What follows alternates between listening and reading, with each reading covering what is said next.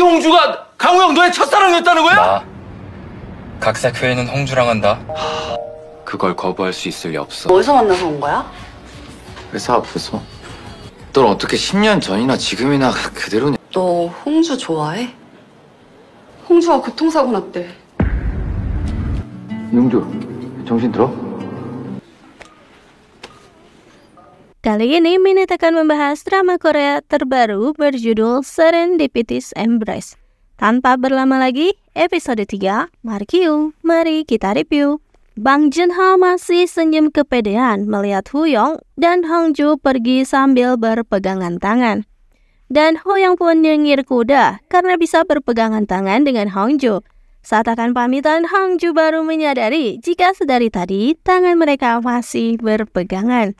Huyong pun seketika mematung begitu tahu pria yang tadi ia temui bernama Bang Joon-ho.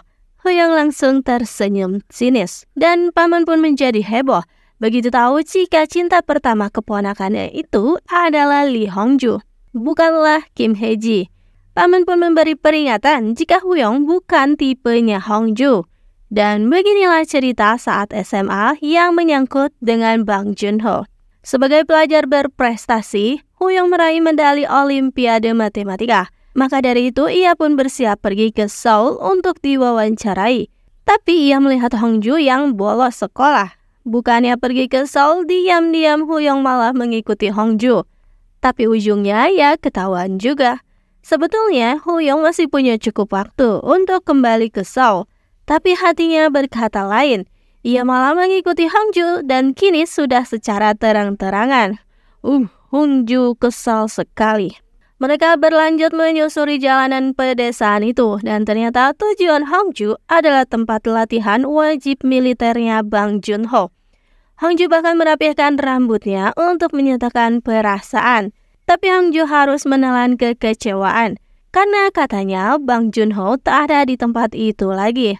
Saking kecewanya ketika makan ramen, Hongju pun menangis, beralasan jika mie-nya sangat pedas. Bukannya menenangkan, Huyong malah akan melaporkan Hongju seorang pelajar yang mengejar cinta seorang tentara.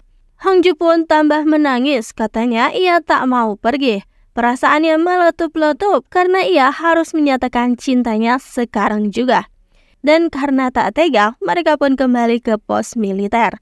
Huyong sedikit memaksa dan dengan terpaksa juga penjaga pos mengatakan jika Bang Joon-ho sedang bertugas di atas gunung, jadi tak bisa dikunjungi selama 6 bulan.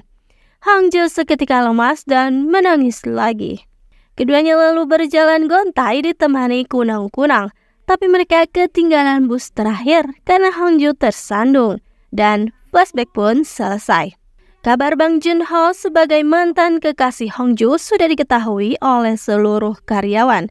Namun sudah tahu begitu, atasan tetap menunjuk Hongju untuk menjadi produser film animasi dari buku pertamanya Bang Joon-ho.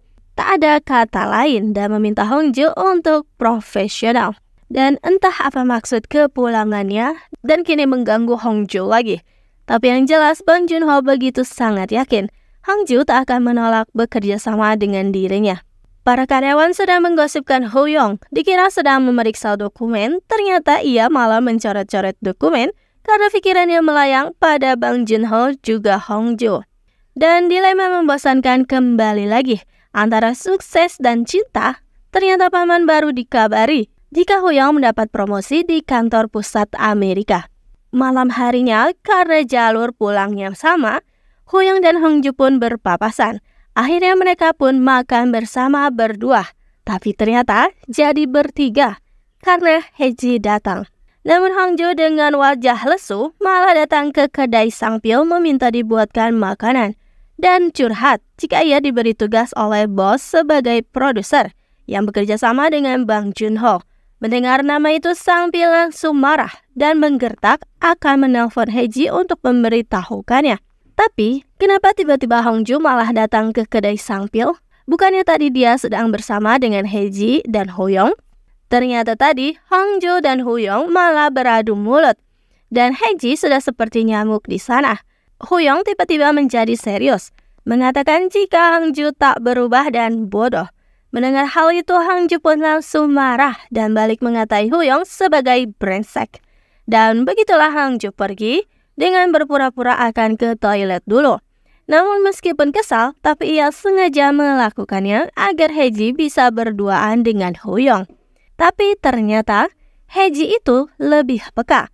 Dan akhirnya dengan begitu banyaknya kebetulan di antara Huyong dan Hang Ju, seperti sebuah takdir, Hae-ji pun tahu jika Huyong menyukai Hang Ju, bahkan dari SMA dulu. Wah, Hae-ji tak bisa berkata-kata. Bahkan ia pun sampai mabuk-mabukan. Di rumah, Hang Ju mengingat kembali saat dirinya diwawancarai bos. Hampir saja ia tak diterima, tapi dengan semangat berapi-api, Hang Ju mengatakan jika ia senang karena sudah membuat resume dari novel yang lagi-lagi milik penulis Bang Joon-ho. Dan esok harinya, tanpa berpamitan seperti dulu, Huyong tiba-tiba saja kembali ke Amerika. Sedangkan Hae-ji terus mengabaikan pesan-pesan dari Hang Ju.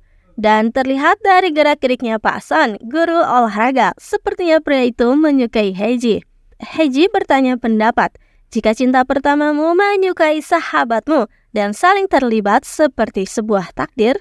Dan jawaban Pak Son sangat positive vibes. Katanya akan memberikan semangat untuk mereka. Dan Hae-ji pun mendapat pencerahan. Terlihat guru itu pun terpesona dengan senyuman Hae-ji. Sedangkan Hang Ju dengan semangat 45, ia mengatakan pada bosnya jika bersedia bekerja sama dengan Bang Joon-ho. Dan di perjalanan tiba-tiba Hae-ji menelpon dengan paniknya, memberitahu jika Hang Ju telah mengalami kecelakaan. Mendengar hal itu, mobil langsung menukik menuju ke rumah sakit segera. Huyong dengan panik mencari Hang Ju dan ia pun tertegun karena melihat Hang Ju diranjang dengan dahi dan kaki yang terluka. Dan diceritakanlah, Hang Ju kecil harus menerima keadaan di mana ayah tirinya ingin mengirimnya ke panti asuhan atau mengembalikannya ke ayah kandung karena ibunya tengah mengandung lagi. Hang Ju kecil pun menutupi rasa sakitnya itu dengan senyuman manisnya. Sampai Hang Ju dewasa masih saja seperti itu. Meskipun sedang sakit, tapi Hang Ju memilih tinggal di UKS daripada disuruh pulang. Hang Ju yang demam tinggi pun meminta segelas air. Dikiranya dokter sekolah, ternyata itu adalah Huyong. Seiring mata Hang Ju membuka, flashback pun selesai. Dan kini Hang Ju menggenggam tangan Huyong. Hang Ju bersikap santai jika ia baik-baik saja.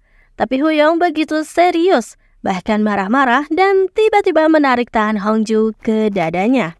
Dan episode 3 pun berakhir di situ.